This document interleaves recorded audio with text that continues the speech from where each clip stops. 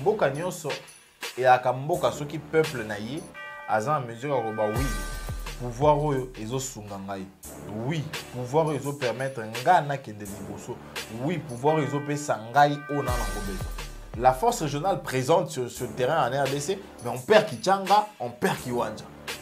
Bah comprendre que Congolais a Timbeli, bah ça lui semble à récupérer Rumangabo. Kaka balobi te dénaturer communiquer. Ce que Moutouné à Malonga, qui a dénaturé ces communiqués? Le président de la République a fait remarquer, sans équivoque, que le mandat conféré à cette force est offensif, et ce, au terme des résolutions des conclaves des chefs d'État de la communauté d'Afrique de l'Est tenues à Nairobi en avril et juin 2022, ainsi que les communiqués finaux du mini-sommet de Luanda. Offensivité et Azuiwana, ils ont coché Wapi. La réalité, c'est que la RDC n'est pas vraie. Kubanda na mokonjo yaye akokoloba somité akokoloba soloté. Bon soza pion moko ba placé et moto a placé ndaibelo nyo sana. Ba komo luka ba voix est sorti. Pourquoi? Parce que peuple a s'annoncé qui déjà en amont sur question de la communauté africaine. Si ko po bazonga ba te que so tozo ki mbala moko to se retirer, ba on comprendre que tozaki bisonné ba défaillant na okende kuna. To luka ba réplique. Mon espoir, c'est que mon aîné ici puisse aussi aider à ramener la paix. Parce que nous ne voulons pas de guerre. La guerre, c'est très mauvais, on le sait. La guerre, on sait quand elle commence, mais on ne sait jamais quand elle se termine. Vous voyez avec l'Ukraine ce qui se passe. Donc c'est quelque chose d'horrible que je ne veux pas. Moi, je veux me concentrer sur le développement de mon pays, le développement de ma région, le développement de mon continent. C'est ça qui m'intéresse au plus haut point. Et pas faire la guerre avec des pays frères et autres, parce que c'est toujours la désolation qui est au rendez-vous. Comment ils ont catégorisé Kinshasa? Et c'est à ces pays-là qu'on va demander de l'aide. C'est à ces pays-là qu'on va demander à mon grand frère, à mon aîné. Est-ce que ces gens ont des conseils diplomatiques? Est-ce que ces gens vraiment ont le goût du travail? Et l'autre, comme la position président Yalibanda, Yabapaya, a rappelé qu'en réalité, il faut tout quitter. Donc, dans la carte de monde, que cette histoire est d'une nullité vraiment grave. Quand mon papa le bien était bon, on a qu'on a besoin de mine à Congo. C'était un message pour les gens de l'UDPS. Et l'autre, ils ont intéressé, ils ont mine. Un général qui est responsable d'une unité. À qui est dans la conférence, il y a mine. Kosa la nini. Est-ce que l'armée va brancher sa mine dans l'armée? Monsieur Kibangu, quittez les mines congolais, levez vos mains de mines congolais. Nous avons eu à lancer une modernisation partielle du Stade des Martyrs. Il faut que les Congolais arrivent à comprendre que le financement sur le Stade des Martyrs n'est pas complet. Un autre médiocre de sa génération, ce monsieur qu'on appelle Condé. Ce ministre-là continue d'être ministre. Il continue d'être ministre. Réhabilitation de ce roi. Si vous voulez, réalité à sport à Congo, donc nous sommes vraiment biso comme droit au monde. Et ça, Stade des Martyrs na Itawana. Et puis au moins oh non, biso ko ça là, ba médiocre batika mabe. Médiocre tika toilette n'Itawana, bobomi diplomatie, bobomi social, bobomi justice, bobomi éducation, bobomi sur le sport. Au mois de juillet, donc à 3 mois, 4 mois, tout ça n'a jamais en francophonie. Stade ni ya bajewa, ni de barbix. Ni de barbix ça va ton pouvoir.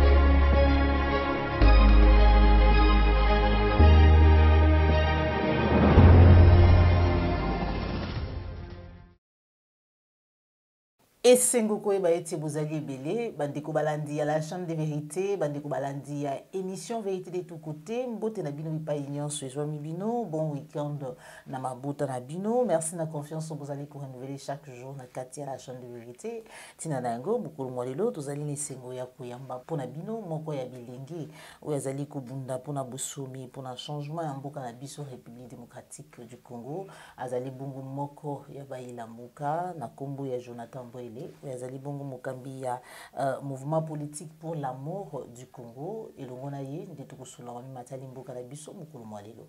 sans plus tarder nakopesa mbote na bainyoso bozali kolanda biso awa na kati ya mboka na biso République démocratique du Congo na libanda ya mboka matondo vraiment na popola yumbu bozomisi ma caméra matondo na Joël Gonago propre rétablissement na cordon opi mafuiko mwa mboka Jonathan mbote na yo mbote mama Joël mbote na ba congolais nyonso ba ozali ba ko kolanda biso na ngonga yeye tout peu au travers de la diffusion na biso kolanda mboka to pe libanda ya mboka mbote pe na grande équipe technique établissement malamu to pe bozongi santé malamu na cordon mbote pe na équipe mobimba esengoza vraiment na motema ko yamba maleo na bilobeli ya vérité de tous côtés émission na biso ya monene na kata plus clair télévision matundo mingi mwana mboka Jonathan pona kunore biso mukuru mwalelo kasi tobengi vraiment pour tosola mboka ozali moko ya bilengi bazali kobunda oyo ba congolais bazali kosekela na etumba na yo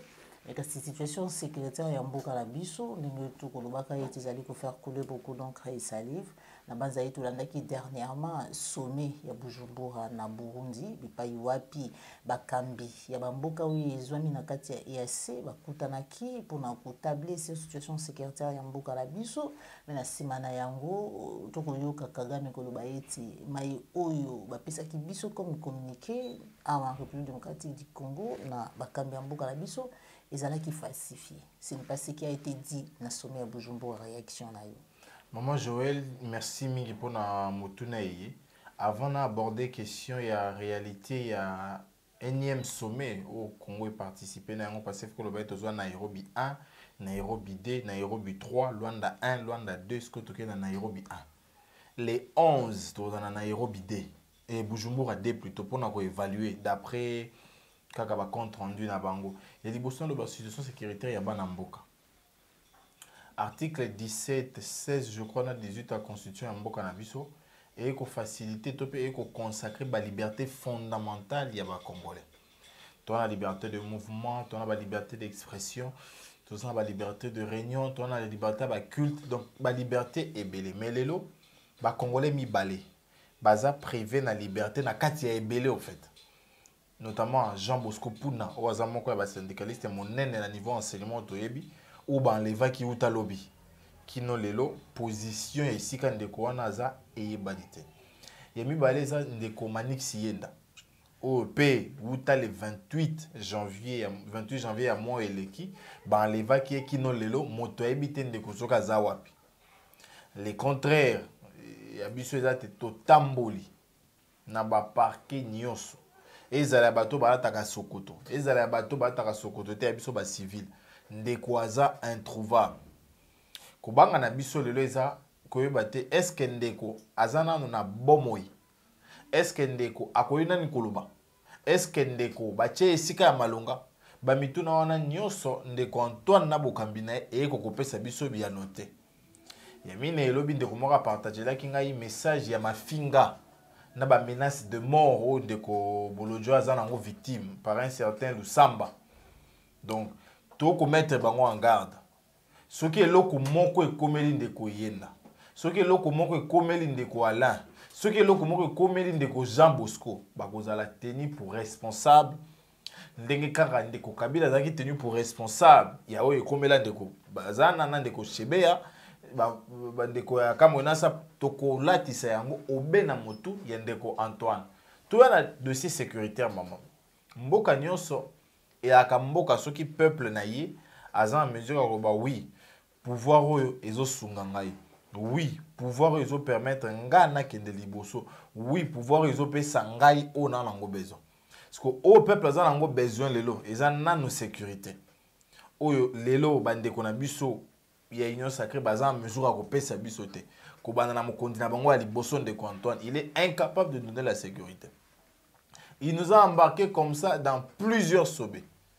Tokenda na Nairobi 1 to si Nairobi yango communiqué nango final non déclaration nango final ezaki ramener la paix en commençant par les cessez-le-feu immédiat et puis les départs de toutes les positions occupées.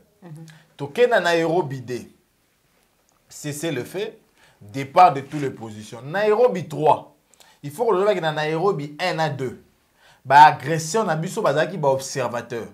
Et puis quand on Rwanda na Burundi, babanaki déjà que gérer ma sécurité à Congo na ebandela. Parce que bino bo so na ba rebelle na bino. Mais bo bengi Rwanda na Burundi comme observateur. To na Nairobi 3, o pas quand ba participer à quitter. To benga di biso moko ba rebelle mosusu. To bino bo yate. Mais faire les routes wana to pe décision wana déclaration to bandeli li sous auto commande na Nairobi 1 na Nairobi 2. C'est l'effet immédiat. Départ de toutes les positions. Tu es koya na Luanda 1 et pas ikani EAC Botami. Balobi te biso père tu es dans le même point. C'est l'effet immédiat. Départ de toutes les positions occupées. Babaki si troisième point. Dans le troisième point babisa point en rapport avec l'intervention de la force régionale. Donc ba eta wana nyonso sangana etinda ba force na yango. En dépit du fait que maman, déjà il faut qu'on rappelle on va congolais. RDC tombola qui incise mon corps. Auto benga réserve nakata Luanda 1 wana. Alors oui, ceux qui ba force goya, mais na boyi Rwanda aya na ba force wa. Tu es comment na je crois mois de janvier ou mois de mois de novembre, octobre novembre année passée. Des contents na ko confirmer biso. Alors bien effectivement, ici que nous tenons africain ba otinda armée na bangwa. Par contre, la par Kinshasa. Oh, j'ai dit erreur. Pour bon, on va Kinshasa. De deux, alors on va créer force régionale. On va installer plutôt zone tampon. Zone tampon, en réalité, c'est une zone neutre. Na Bunagana plutôt, na Bunagana. Alors, il va y avoir Kinshasa. Alors, on va créer zone neutre. On va faire force tampon. Zone tampon, zone tampon. Il peut permettre de faire bêta. Mais il va empêcher que les bateaux soient bunda ba katsangambo. Tout le monde va bunda ba katsangambo. Donc ils ont na droit d'intention humanitaire les pas. Donc zone bateau va participer à la guerre. Et vous allez voir camp des réfugiés, ils allez voir ni na protection ba civile. Donc en réalité dans le combat ils seront pas là. La preuve c'est que tant on baillé. Ba kuti zo na kichanga na biso. Ba kuti zo na kiwanja na biso. La force régionale présente sur le terrain en RDC, mais on perd Kichanga, on perd Kiwanja. Bah comprendre que Congolais à Timbeli, bah ça lui semblait à récupérer Rumangabo. L'échange bah ça là la vidéo, on a été sur la vidéo, bah ça lui semblant. Les Congolais ayant vite compris ces semblants là, te dénoncer en te dit ouais ils ont semblant. Parce que bateau sur le terrain, bah on confirmé que M23 Zakara en opérationnel. Et puis amicalité ou natopé amitié ou bah noua Kiwana et comment ils suspectent. Si on le maman, tu as une question na yo. Kagame alobi te dénaturer communiquer. Si on me tourne à Malonga, qui a dénaturé ces communiqués? Est-ce Antoine Tobango? Voilà. Tozwa ministre de communication ou comme d'habitude il n'a pas briefing na yi hein, qui a pu expliquer qu'est-ce qui se passe. On se retrouve tout à l'heure. Côté d'Afrique de l'Est. Le président de la République, chef de l'État, a fait la restitution au Conseil de sa participation à l'invitation du président du Burundi au 20e sommet extraordinaire de la communauté d'Afrique de l'Est qui s'est tenu le samedi 4 février dernier à Bujumbura. Ces sommets étaient consacrés à l'évolution de la situation sécuritaire dans l'Est de la République démocratique du Congo et à l'évaluation de la mise en œuvre de la feuille de route de Luanda signée le 23 novembre 2022 dans le cadre du processus de Nairobi. Le président de la République a noté, comme tous les participants, que la non-observance de la feuille de route de Luanda par le M23 et son mentor du Rwanda est à la base de la dégradation de la situation sécuritaire dans le Nord Kivu. Il a été révélé, par ailleurs, des pesanteurs fonctionnelles qui affectent l'action de la force régionale de la communauté de l'Afrique de l'Est dans l'exécution de son mandat. À ces sujets, le président de la République a fait remarquer, sans équivoque, que le mandat conféré à cette force est offensif, et ce, au terme des résolutions des conclaves des chefs d'État de la communauté d'Afrique de l'Est tenues à Nairobi en avril et juin 2022, ainsi que les communiqués finaux du mini-sommet de Luanda. Dès lors, son opérationnalisation ne devait pas s'écarter de la nature des termes du dit mandat, et il aurait donc dû s'en suivre, comme convenu, les désarmements forcés des terroristes du M23 par la dite force régionale à l'échéance du 15 janvier 2023, qui par ailleurs n'a pas été respectée. Consécutivement à la position de la République démocratique du Congo, résumée par le communiqué du vice-premier ministre, ministre des Affaires étrangères, Il est clair que seuls les respects stricts des résolutions sus-évoquées, ainsi que les termes du mandat de la force régionale permettent de réaliser les conditions d'une paix durable et de consolider la confiance entre les États au sein de cette communauté régionale. Voilà, mon amboka Jonathan, on l'a dit Malam, ministre de la Communication, Kouroubaïti, président de la République, a signifié qu'il était mission. D'après moi, Basolo, la Gikuna, il y a ces alliés offensifs. Mais Maman Joël, ceux qui réellement sont offensifs, est-ce que ce monsieur Tshisekedi qui doit nous le dire, tu es d'abord moto ISH qui liboso comme coordonnateur? C'est juste ça la réponse, parce que coordination opérationnelle par Angola, je crois, na Kenya, Nabiso. Si ko lelo il y a le bageno, ils ont offensif. Offensivité il y a zuwana, ils ont coché wapi. Ils ont coché wapi. D'ailleurs on mutuna malonga. Parce que biso to lobaki ete bakobundate. Ba comprendre que pression l'équipe, ba comme olinga bazonga siko po ba bimisa biso de biso dans la tort alors que nous avons raison. Est-ce que tout le monde qui est pena commandant ya mapinga ESC? Tant akakai na salle. Parce que motindami otiki na salle, oye pas motindi. C'est en fait ça la réalité. Donc, face à celui qui envoie son homme sur le terrain pour t'aider, tu n'es pas en mesure de dire des choses. Mais face à l'envoyé, est-ce qu'il y a logique là-bas? Parce que l'envoyé en réalité n'exécutera que les ordres de celui qui l'envoie. Si vous avez un moto tindaye, vous avez un pour y a ça la nini, vous avez en contradiction dans moto tindé. Mais nous avons offensivité, maman. La réalité c'est que la RDC n'est pas vraie. Kubanda na mokonjo yaye akokoloba somité akokoloba soloté. Ceux qui réellement bazala qui na offensivité. Après que nous ayons accepté plus de 4000 troupes au sol, nous allons accepter de perdre Kicham. Ceux qui réellement ont offensivité wa. Donc on a que ba PEM police militaire bazali ko kanga ba soda pour ba moko mi baningi satu ba zali déjà ndika ko déserter to ba bongo ko kima parce que batindi bango quelque part sans ndu ki ba bunda ndenge. Déjà la réalité zani maman, nous n'avons pas suffisamment d'informations. Et c'est la conséquence de ne pas mettre beaucoup d'argent. Parce que dans l'opération à Boye, mon pas déserté, vous n'avez pas me dit qu'à Boye on a monté ma 4 5 mois pas déserté, non. C'est une projection. Et avec un très bon renseignement, cette information-là, vous l'aurez et vous pouvez anticiper. Si vous êtes dans la mesure, on a 3 baroki mangai. C'est qu'en réalité, notre renseignement pose problème. Et si notre renseignement pose problème, ça veut dire que nous sommes exposés. Et si nous sommes exposés, la conséquence, c'est que nous allons perdre des hommes, nous allons perdre des ressources, nous allons perdre des terres. Et c'est là même la raison fondamentale de notre menace. Parce que moi, je l'ai toujours dit et j'estime que c'est ma meilleure position d'ailleurs. Le Congo aujourd'hui souffre de cette carence criante de ressources intellectuelles. Les gens qui peuvent réfléchir dans l'anticipation, ils ne sont plus là. Parmi les qui na photo, qui publié na maman, l'officier militaire et renseignement, parce que vous allez battre les maman. Statut à maman est nini. Et puis statut les autres permettre de nous présider cérémonie à prise d'armes. J'ai même écrit dans mon plateforme, je voulais avoir des explications. Que les gens m'expliquent un peu pourquoi elle devait être là pour une cérémonie aussi solennelle comme celle-là. Il a été choisi comme marraine. Non. La réalité aujourd'hui, c'est que cérémonie wana et la cérémonie militaire normale. Et la cérémonie militaire va y renseignement. Donc, dès que si classe, il y a information. En réalité, la volonté serait de voir soit les patrons de la défense n'ont intérêt à présider en gros, ou encore plus les commandants suprêmes, si seulement s'il y en a. Et non la dame qui est censée accompagner par sa posture et sa présence, les commandants suprêmes. Non. Moi, je ne souhaite pas voir ça dans mon pays. Parce que les gens qui maman qui nous président la cérémonie, c'est que maman là ça doit galon un jour. Bon ça doit galon maman y a un peu là tu vas galon. Maman aurait pas passé de drapeau. Et non, marraine oui, considéré comme invité simple oui à cause d'aller mon pandi, ministre de la défense d'Avania Bassay Moussa là mon bassi ici. Donc nous parlons ici des questions de sécurité. Na traitement na yango beaucoup plus de retenue, beaucoup plus de sagesse.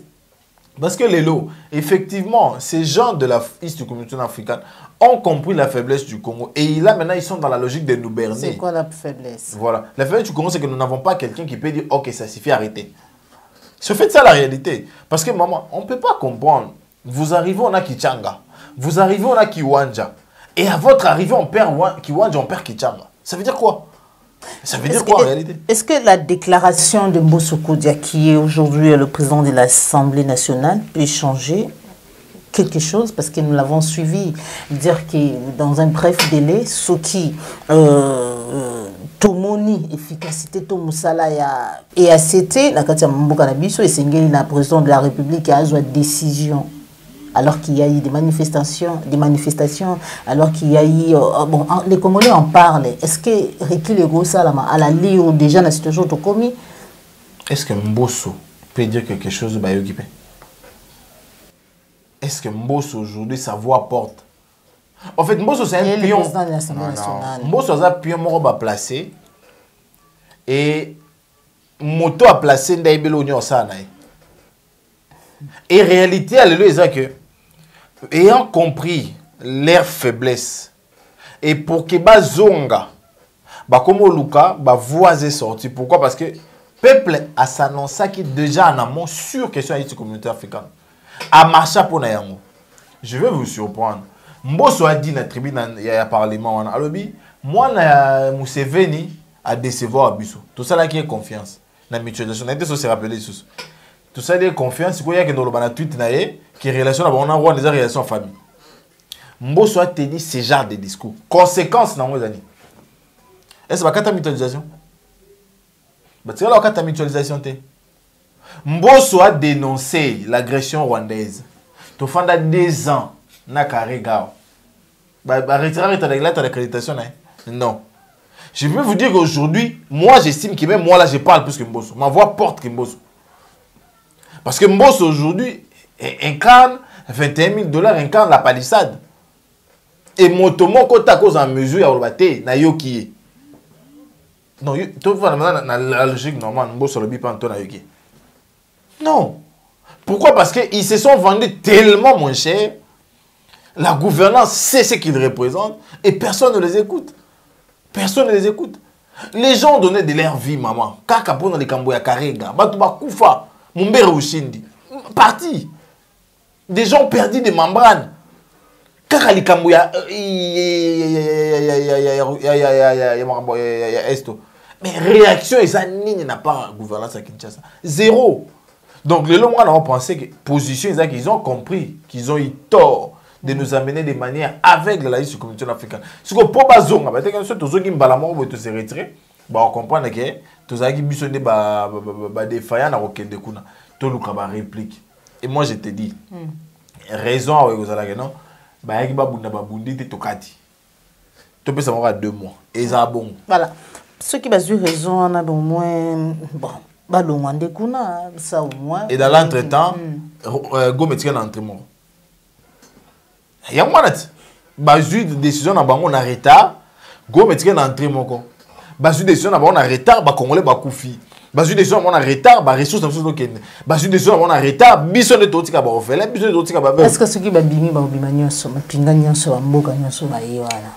Yo kateki o ba groupe terroriste mo songolo pa ba botami asi. Maman Joël, tu bois qui Rwanda na Nairobi 3, na Rwanda 1. Mais Rwanda zakia wa, nende so yebi. Ba officier rwandais bazakia. Tant bon on va décider ba kende. Des gouvernements beaucoup na biso par forces armées ba communiquer, il va ba sengi na ba kende. Alors il va mi kende là. Et puis tant il va kende, secrétaire général il se comme fait la commis. Alors il faut expliquer biso. Est-ce que vraiment nous nous prenons au sérieux? Est-ce que nous on nous considère? Ngai na signé na bino na bi oui na ndimi ba ramener so na boy ba rwandais. Bo santété bo tindi ba rwandais. Ba rwandais bon va décider ba kende. Nga na commis pour na ba kende effectivement. Yosef ça na besoin d'explication. Ça veut dire qu'on te respecte pas. Et si on te respecte pas, c'est parce que tu ne pèses pas. Voilà. C'est parce que tu n'as pas de valeur. Et maintenant face à une personne qui n'a pas de valeur, oui mais on va te piétiner. Et c'est à cause de M. Antoine, c'est à cause de son équipe qu'aujourd'hui ces petites nations-là nous piétinent. Merci beaucoup. Bandeko Balandi, plus clair télévision, nous allons bana émission, émission vérité de tous côtés. À l'image JDK, tout dans la présidence de la République face au président comorien. Qu'est-ce qui se passe? On se retrouve tout à l'heure. Sans lui parler des problèmes de ce pays, c'est pas possible. Donc, partout où je suis passé d'ailleurs, je reviens là de Cape Town pour une conférence des miniers, donc de la conférence d'Indaba, et j'ai quand même saisi cette occasion, cette tribune, pour parler de mon pays et de cette guerre injuste et barbare que nous impose le Rwanda. Donc ça, je ne rate pas une occasion pour le dire. Bien évidemment, donc on va en parler, et mon espoir, c'est que mon aîné ici puisse aussi aider à ramener la paix, parce que nous ne voulons pas de guerre. La guerre, c'est très mauvais, on le sait. La guerre, on sait quand elle commence, mais on ne sait jamais quand elle se termine. Vous voyez avec l'Ukraine ce qui se passe. Donc c'est quelque chose d'horrible que je ne veux pas. Moi, je veux me concentrer sur le développement de mon pays, le développement de ma région, le développement de mon continent. C'est ça qui m'intéresse au plus haut point, et pas faire la guerre avec des pays frères et autres, parce que c'est toujours la désolation qui est au rendez-vous quand il y a une guerre. Merci, monsieur le président. Merci. C'est moi. Moi, Boka Jonathan, quand on a dit qu'est-ce qui se passe? Les Congolais belé, les Komelinga, les Tindi, les maman Joël Komé. Tout qui connaît la ti, la Comore. Kakapo, na plateau matana téléphone, sinon il y a télé là-haut, attends ça. Superficie à Comore. Comment ils ont catégorisé Kinshasa? Et c'est à ces pays-là qu'on va demander de l'aide. C'est à ces pays-là qu'on va demander à mon grand frère, à mon aîné. Est-ce qu'on est sérieux? Armée à Comores, ils n'ont même pas parmi les 20 premières armées d'Afrique. Il y avait des armées Afrique. Et on a dit, les loyaux, Comores, on n'a même pas dans les 20 premiers carrés d'armée africaine. Mais c'est là qu'on va demander de l'aide. Et puis on oublie encore que la notion de l'intervention en droit international dépend de la posture et de la présence de chaque nation. Donc les lots, ceux qui SADC a décidé de faire armée, des Comores, ça va participer à Ngakuna. Parce que je crois qu'ils sont membres de Kuna. Mais ceux qui SADC a membres de Comores, a membres de la communauté africaine. C'est pourquoi j'ai dit, est-ce que ces gens ont des conseils diplomatiques? Est-ce que ces gens vraiment ont le goût du travail? C'est fait ça la réalité. Comment on est là, comme on est là partout, même dans les États où à l'Assemblée, il y a Maluku. Comment on est là, Maluku. Comment on est là, Maluku. Alors qu'on est là, Maluku, vous imaginez? Alors qu'en Afrique, il y a des nations beaucoup plus stables du point de vue militaire qui peuvent valablement nous aider à amener la paix comme nous le souhaitons avec beaucoup de sincérité. Mais on ne le fait pas.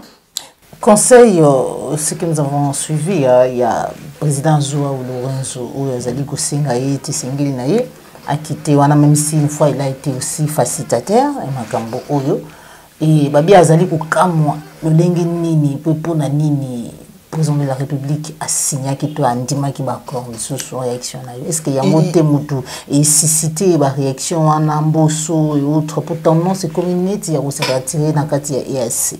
Il n'y a pas comme le roi Bissot. Mboso comme le roi Bissot. Pour Mboso, on a pouvoir au Ben Saint-Antoine. Mboso, on a pouvoir payer à l'accusation parce qu'il a violé la Constitution. Et nous le disons, violation de la Constitution, pas de Antoine et bandit de l'autre. Antoine est habitué à violer notre Constitution. Il est habitué. Et on a l'impression que la Constitution a vraiment moissiné des docteurs qui ont réparé. Parce qu'Antoine a violé Makassi pendant 4 ans. Et si Mboso doit plairer comme nous, ça veut dire qu'il ne sait pas là où il est, il ne sait pas sa place. Il doit poser des actes. Et aujourd'hui, ce sont les nations étrangères qui nous rappellent ce que nous devons nous en réalité faire. Lorenzo qui dit qu'il va accord photo bimanakatine. Mais nous avons dit ici que ces accords pour la plupart sont passés sans que l'Assemblée nationale en soit informée. Nous l'avons dit. Nous l'avons dit avec la plus grande fermeté, la plus grande des énergies. Qui nous a écoutés? Est-ce Mboso? Est-ce que tu commences à faire Kabiso? Mototé. Et le comme la position président Yalibanda Yabapaya a rappelé Biso qu'en réalité il faut tout quitter. Donc Biso dans la carte de monde que cette histoire est d'une nullité vraiment grave. La RDC gagne quoi en restant aujourd'hui dans la East communauté africaine? Parce que grâce à leur présence, nous avons perdu des autres cités. Nous avons perdu Kiwanja, nous avons perdu Kichang. Et avec de morts en plus. Est-ce qu'il faut tout continuer? Est-ce qu'il faut tout continuer? Donc moi je pense qu'aujourd'hui, interpellation à Lorenzo.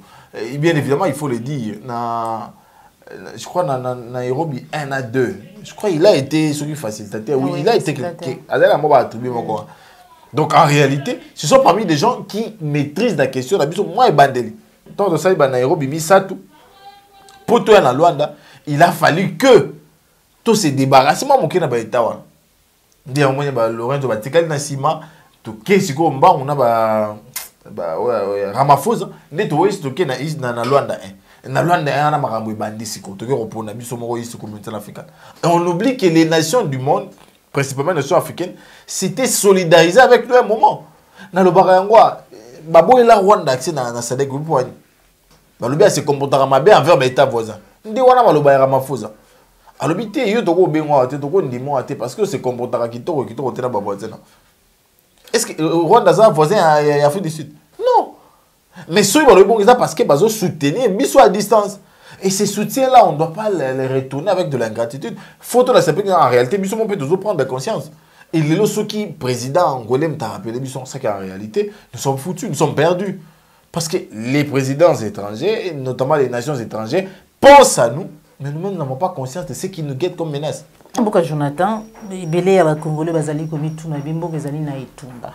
Mais kasi président de la République, c'est vrai qu'il y a allé à la recherche ya ba investisseurs à la diplomatie naïe à qui bon en Afrique d'ici de la conférence ya matali mine minéraux mais kasi tomoni présence ya moko ya ba généraux John Chubango alors que les pays est en guerre tout ça na etumba.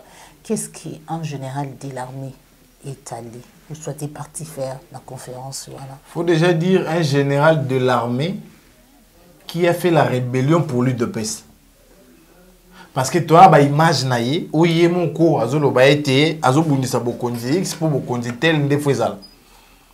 Tout le monde a un drapeau, il y a parti mon co. Et plutôt il puta, il y a parti mon co songolo. Ça déjà il faut préciser, il y a mis balé maman. Tant mon papa le bien était bon, on a mabo qu'on a besoin de mine à Congo. C'était un message pour les gens de l'UDPS. Et là que j'ai intéressé, bah moi ils ont mine. Pas y a des ressources ces années. Est-ce qu'aujourd'hui, un général qui est responsable d'une unité, dans la conférence, il y a mine, que ça la nini. Est-ce que l'armée aura branché mine dans l'armée? Non, ce sont des nominations hasardeuses qu'on a eu à avoir dans ces pays. Qu'est-ce qu'un général va aller faire dans une conférence des mines où il n'est nullement gestionnaire d'une entreprise qui gère les mines? Il n'est pas ministre de mines. Il n'est pas ministre du portefeuille. Il n'est même pas conseiller dans le ministère. Mais à quelque chose là, nini. Donc aujourd'hui, la réalité c'est que bateau ba yé na pouvoir misu na bango kaka na wolo. Misu na bango kaka na se mabele na biso. Monsieur Chibango, quittez les mines congolais, levez vos mains de mines congolais. Congolaises. Parce que les lots bateau ba zelonde au travail place bandoma ki yokuna. C'est le seul général à être plus présent à Kinshasa qu'à l'intérieur. Alors que Moussa Lobatine est à l'intérieur. Mais à ça presque permanent à Kinshasa chaque jour. Chaque jour. Peut-être que très souvent Kinshasa a besoin de lui. Hein. Non, Moutouna n'a pas très besoin de lui. C'est que le bureau n'est pas l'intérieur. Parce que ceux qui bureau à l'intérieur, il faut Zalawana. Donc c'est cette gestion par Motorola qui dérange la République. Parce qu'il y a des gens qui ont ordre. Il n'est pas là. Tel a déserté, parce que mon conjoint hollandais là-bas, moi, ça et là, les commandants suprêmes regardent. Réciprocité, ou youdé pour Salamam, guerre médiatique, tout le bayango bongo, dans Rwanda a eu décision, il y a une chaîne congolaise, ils ont mettre dans le Bango, Bisopia tout ça, c'est ça qu'a saisir Canal Plus pour être à la chaîne rwandaise, la radio, ils ont mettre dans le Cannabis pour multiples raisons, ils ont chaque fois pour critiquer, pour dénigrer l'autorité et l'institution, promulguer et tout, bongo bako passer mingi message, il y a haine, il y a guerre, alors que biso pour nous c'est la paix. Maman Joël, c'est maman non ba msala nae. Moi je l'ai dit, je crois il y a quelques temps. Nazaki choqué comment on a moko à la télévision à Rwanda wana ba ko analyser échange téléphonique ya ba officier na biso. Et déjà on a vidéo wana. Alain Bojo Lobi Yangonde, on dirait qu'on menace, il n'a jamais reçu des messages, des menaces comme ça à cause de cette vidéo-là et la posté. Non, vous imaginez. Donc, ce qui va commis à niveau, ça veut dire qu'en réalité, il nous gère à distance. Comment va quoi entrer en contact dans la communication, mon côté censé être officiel pour les Congolais, discret. Et surtout, il va avoir la sécurité. Mais le lot, maman, quand on va quatre un signal, oui. Mais bon, c'est la chaîne noire et vous rappelez l'application. Moi, je l'ai toujours dit, option au quatre la chaîne et tout bon. Et puis, vous retournez dans le quatre, on monte à comparer à Tata Bandro à la TV. Ce qu'il faut réellement agir contre les Rwandais, il faudrait que nous nous assumons. Il faudrait que nous posons des actes de bravoure, des actes courageux. Mais ces actes-là, on ne peut pas les poser parce que l'on pense les poser. Non, on les pose parce que la nation en a besoin. La vie des citoyens dépend. Et puis, au cas où on a eu des provisoires, 3 mois. Franchement. Oui, 3 mois. Franchement. Est-ce que c'était obligé, à 3 mois? L'agression rwandaise dire 2 années, des années. Des années, des années. Et je suis en train de penser que de quoi le baga, le Rwanda a télécommandé à distance. Oui, maman a changé. Oui, parce qu'on ne sait plus rien comprendre. Sanction, oui, mais sanction, il y a 3 mois. Donc, qui a duré. Alors que bon, Kataki dirait indéterminé. Mais il a duré. Ces garçons, vraiment, je ne sais pas trop si réellement il a fait les mêmes études que moi. Je ne sais pas. Parce que les notions simples, les tacts communicationnels vraiment basiques, ils ne maîtrisent pas. Ndemo basana karega. Au lieu de retirer l'accréditation, il est expulsé. Alors que Karega qui a fait une Brazza, mais on continue aux ambassadeurs à Congo. A signé Nyon Sobazuka a changé d'affaires à Bachewa. Donc vous comprenez qu'en réalité, il y a un souci. Comment pour les questions capitales comme ça, vous allez prendre des décisions légères, des décisions terre à terre? Donc moi je pense que les position à Congo. Et sa position est commis beaucoup plus fragile à cause de la gouvernance actuelle. Voilà pourquoi nous suggérons en tout cas, pour des jours à venir, il faudrait que ceux qui ont le pouvoir, principalement les députés, puissent s'assumer. La résolution, ça les la recommandation, ça les morts. En ce moment, la recommandation, il y a 4 libérés. Avec recommandation ferme, que nos canaux puissent même dans l'application, il y a une chaîne dans la tête. Pour que l'application, la chaîne fonctionne. Donc moi, je pense qu'en réalité, le que Congo a souffert vraiment pour un manque de ressources intellectuelles. Matondo mingi mwana mboka Jonathan tuke na ngambu ya stade lelo stade tout puissant Mazembe zali seul stade congolais approuvé pour l'utilisation de toutes les compétitions ya CAF. Pourquoi? Parce que travaux ya rénovation misala ou salami na ngambu ya stade de Martyrs zali approuvé par CAF. Puis ils allaient senga fermeture ya stade de Martyrs. Pourquoi? Parce qu'ils allaient respecter, ils allaient répondre na ba norme il y a le lingue stade de singles allaient la poété compétition il y a café salama. Qu'est-ce qui se passe mon amboka Jonathan alors que miso bimi bazali gola ki sa biso ba société pe na ba bisolo o ebimaki miso le bimi belé poété ba bongisa stade mais si to ebité elekani wapi. Bon, moi Joël. Il y a moto sur la ministre Sport, on se retrouve tout à l'heure. Et côté infrastructure, comme vous le savez, nous avons eu à lancer une modernisation partielle du stade des Martyrs. Il faut que les Congolais arrivent à comprendre que le financement sur le stade des Martyrs n'est pas complet. Mais nous y allons étape par étape parce que l'important était d'abord d'arriver à homologuer ce stade qui était fermé et ça faisait longtemps. On ne pouvait pas rester dans un grand pays comme la RDC, un grand pays du football, sans aucun stade homologué. C'est pourquoi on a eu à travailler d'abord sur le stade des Martyrs, selon les cahiers des charges de la CAF, mettre l'aire de jeu en place, moderniser les vestiaires, tout ce qui jusque-là a retrouvé sa place. Voilà, Jonathan. Un autre médiocre de sa génération, ce monsieur qu'on appelle Condé. Faut ça va Congolais qu'à l'arrivée au pouvoir de Antoine, Stade Douane est déjà en pleine réhabilitation. À son arrivée, on a changé la quitte et tout. Mais aujourd'hui, qu'il est là pendant 4 ans, déjà que nous ne sommes même pas en mesure d'assurer la continuité de nos championnats. Mais même nos infrastructures payent de la médiocrité de ces ministres. Est-ce qu'aujourd'hui, tu peux imaginer que Pape aya celui na ba jeune na qualité d'installation dans les réseaux sociaux, na qualité wana, on a reçu un visiteur avec cet état là. Ata coulé ya Sonia Kocha. Tant qu'on a annoncé qu'on est un expert na maman. Ata ya semblant kaka. Musombi coulé comment ba national, musombi ta 20 boîtes. Boutia ta petit ya semblant. Parce que là, vous dévalorisez en fait. Mboka par les sports. Tous nos équipes, on s'est reformé. Alors que dans ma réalité à football, ça implique beaucoup de choses. Alors qu'il y a beaucoup d'équipes, surtout celles de Kinshasa, qui se sentent beaucoup plus à l'aise dans l'infrastructure dans Bango. Et tous vont aller là-bas. On remercie l'hospitalité à Mazembe, oui. Mais la responsabilité de l'État, et je suis surpris qu'après plus de 2 jours que décision a refus à homologation, ces ministres-là continuent d'être ministres. Ils continuent d'être ministres. Et le conseil des ministres, vendredi, personne n'a questionné là-dessus. Et pourtant, je vais sur l'audio, il reste un le soir. On lui qui est non bon, et puis, réhabilitation.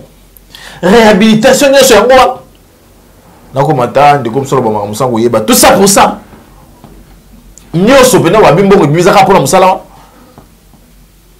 Donc le programme net, il y a quoi appliquer dans le secteur. Le secteur du sport congolais à quel niveau aujourd'hui? Nous avons même I23 na biso ba disqualifié bango. Ba disqualifié bango. Et on a premier tour. Et puis abimé tchata bi mon côté. Pourquoi c'est soit le coach qui n'a pas un contrat signé, soit c'est le joueur qui ne reçoit pas de primes.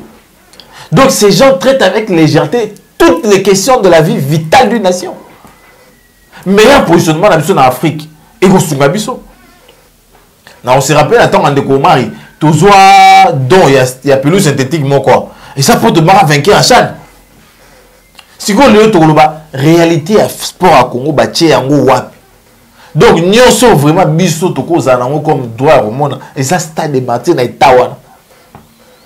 Et puis, au moins, on va justification, oh non, biso kuto sala, ba médiocre batika mabe. Médiocre batika toilette na Itawana. Et puis, ceux qui médiocre batika toilette na Itawana, yo po tika na Itawana. Stade de Martyrs est un bon boni pour na concert de ce bétamion. Bon boni, mais ba lampadaire, dans le bataille lampadaire, ouais bobo. Éclairage zaté. Ndeko moko koloba ete ba inspecteur wana ba yaki na but ya kutuer football congolais pour na bango pelouse oyo etiamaki na stade esengeli espérer en 2022 avant oyo ya tout puissant Mazembe. Comment vous recevez ça? Mundela au foot la bato belé billet pour pas que le bon sport na bino. Non. A fouti bango mbongo po ba ya ko sala mosala na bango. Et ceux qui nous ont révélé qu'en réalité, pelouse non est dans ma meilleure salle. Il y a vestir moderne, toi la montée. Bah passer là, bah jouer, moi le gars la 4 d'abord je vais aller. Exacté. Exacté. Alors que na ba santa Mickey le gars va courir à pauvre ou un scellé. Bah ou jana bazana yango, mais biso stade de Martyrs la montée. Est-ce qu'on est sérieux vraiment? Bah plus aussi simple que basique que Mickey wana exact. Exacté. Donc, il faut constater qu'en réalité, Congo, sport, dans le secteur ébélé à vie sociale, vie nationale, et ça abandonné. Bah, PC, on a maboko à briquetier, maboko à maçon et tout. Et Moutounio, c'est ça qu'on meka. Mais à ce meka, les secteurs de la vie nationale sont vraiment mourants. Et les lots, na sport, où est sangi sarabiso moi mon cœur. Attends, tu bébani, tu as sport, tu sais que tu yambani ah mazembaza qualifié, vite za qualifié, imanaza qualifié. Nakuna isu boké obuma, nakuna. Bobomi diplomatie, bobomi social, bobomi justice, bobomi éducation, bobomi sur la sport. Na sport, seul et loko sangi sarabiso. Donc moi je pense que les lots de Antoine Foyoka Sony. Même Mandeko Wambenganga Warrior, on peut pas mieux qu'à Sony. Parce qu'ils n'ont rien d'un guerrier. Les guerriers, c'est celui qui affronte le problème. Même ceux qui Mandeko Baya qui bâtit le stade dans la mabé. Normalement, il faut marquer tant naïe. Alors marquer tant naïe la fermeture. Oh, bah c'est un bisou. Alors marquer tant naïe la refus à homologation. Alors marquer tant naïe la suspension à championnat. Alors marquer tant naïe la médaille de jouette. Alors marquer tant naïe la disqualification. Et puis, toi qui es musique maman, au mois de juillet, donc à 3 mois ou 4 mois, tout ça n'a jamais en francophonie. Stade Unis et Yabajéwa. Moi, stade des Arandais, moi olympique, on peut avoir stade de Martin Abisot. Bah, donc, qui me sali tout. Si vous avez un kangi, même j'ai francophonie, c'est comme hypothétique. Mais dans l'entretemps, on a sorti de l'argent pour ça. Imaginez même logement. Il y a des athlètes à Jeux olympiques et athées. Bon, on a un étudiant. Donc, vous comprenez qu'en réalité, il y a un souci. Même les sports, on ne sait pas la prendre au sérieux. Sport. Oui, vous avez la moto à pouvoir, tout le monde a caché. Et si vous avez la moto à pouvoir, tout le monde a résistance. Vous avez la caca congolais. Baboumi payam. Ni des barbiques ça. Ni des barbiques ça va à pouvoir. Donc moi je pense qu'en réalité, le bateau va y avoir la milieu sportif. Il faudrait voter les mots. Il faudrait voter les mots. Peu faut comprendre qu'en réalité, nous devons obtenir le départ de ces messieurs. Alors, nous devons en tout cas obtenir, j'insiste, les départs de ces messieurs. Sinon, tous les ans, terrain municipal. Parce que au niveau national, stade de matière, au niveau municipal. Comment on va kermesse, va Wenze. En tout cas, merci beaucoup. On est tout de l'émission de ya mokolo molelo, mais mutu nezali moko ba congolais bazali komi tuna dans tout ça situation sécuritaire ya mboka na biso. Kagame Alobi, je sais qu'il a déshonoré des dizaines d'accords qu'il a conclus avec d'autres personnes et qui va penser actuellement va penser qui a honoré l'accord na bango lors il y a dîner diplomatique accord diplomatique oyambi yango nini bakotuna ba congolais bazali komutuna dans tout ça là parce que cash Zaki INC na IDPS la part de Vital Kamerhe dans tout ça. Kagame n'est pas mieux placé pour nous donner ces leçons là. Ça c'est déjà un premier élément. Si M. Tshisekedi n'est pas en mesure de respecter ces accords, c'est à nous de l'apprécier. La part. Nazoya. Et nous là, nous savons qu'il ne respecte pas les accords. Na pesoko akamuke. Ngato na ndoko lisama ça bino soko za convaincu ne lo te ko tia signature te. Signature il y a bon moyen moto. Mais déjà il n'a pas été en mesure de respecter sa signature à Genève. Signature na yemo wa pam à retirer. Qu'est-ce qu'il sera en mesure de respecter? Pour signature na ya retirer. Accord na yena ndeko Kamere ba que ndeko Kamere 2 fois à la candidat en 2023. Pour trouver na makasi na pete nyos. Mais il s'est permis de s'annoncer comme candidat. Donc même l'accord avec son allié primaire, Aza capable de respecter un mot. Les lois, bataille, c'est pas qu'on le bangote. Mais bah roi, moi si bah bouilli, mais bah sur une fin on anda quoi na moi tamuke, sur provision sindoken. Pourquoi maman? Parce que INC les lots, avec plus de 20 députés, attends la DG Moroté. Est-ce qu'on peut comprendre ça? Attends DG Moroté. Donc ils sont lésés, mais ils ne peuvent pas s'exprimer. Pourquoi? Parce que réputation, moi, quand même, bon, et puis, on rappelle nos caméras, tu as été en mesure, excusez-moi de vous tutoyer, vous avez été en mesure, vous, M. Kamere, de démissionner de la fonction du président de l'Assemblée nationale. Parce que vous avez appris que M. Kabila a demandé aux Rwandais et aux Ougandais d'entrer ici. Mais maintenant que M. Tshisekedi a signé officiellement et que 7 nations étrangères vivent au Congo aujourd'hui avec leurs militaires. Si seulement s'il n'est pas impliqué. Non, non, tout n'a été. Ce qui vraiment a mon respecté ma parole. Est-ce que dans mon temps à côté mi balai, dans mon temps à côté 7, nan il faut ça nan. Na carte 7 à côté na agression na biso. Nan il faut ça nan. Et honte de vous, la classe politique dans laquelle vous appartenez vous. Parce que ceux qui le long de caméra arrivent vraiment mon tour, vraiment les modèles voilà. Des articles de Tshisekedi de Kala. Parce que article de Kabila pour la 2. Mais nous disons d'accord ici 7. 7. Tout à 6 pour tout le monde les biso. Et à 7 états. 6 états bas côté. Na ba Rwanda na kati. Faut ça na. Donc moi je pense qu'aujourd'hui la réalité est problème à Congo. Nous sommes les seuls à les connaître. Et puis de quand on a respecté à côté comme ils respectent rien. Ils respectent rien. Batonio so ba yaka na ibango so wole là. Mais alléluia. Béaïou. Caméra lui-même où. Ça, nous connaissons et nous maîtrisons ça de lui. Donc, nous pensons qu'aujourd'hui, les citoyens, tu sais qu'il dit, c'est notre problème. M. Kagame n'a pas à nous dire ce que nous devons faire de notre problème. Et nous connaissons, voilà pourquoi nous l'avons dit qu'il se prépare. En 2023, on la voit au Sénat. Bon, est-ce qu'il va participer au plénière là-bas? Nous allons l'envoyer là-bas pour qu'il puisse prendre la qualité de sénateur à vie et c'est fini. C'est notre problème, M. Kagame. Mais tu sais que c'est notre problème. Et nous allons les gérer. Merci beaucoup à Ndetochi Litono na émission na biso mokolo mwalelo tozaki ni sengo ya kuyamba pona bino mwana mboka Jonathan Boele azali bongo mokambi ya mouvement politique parti politique pour l'amour du Congo moko ya bayi lamuka elongo na ye ndeto solaki mambi matali mboka na biso République démocratique du Congo.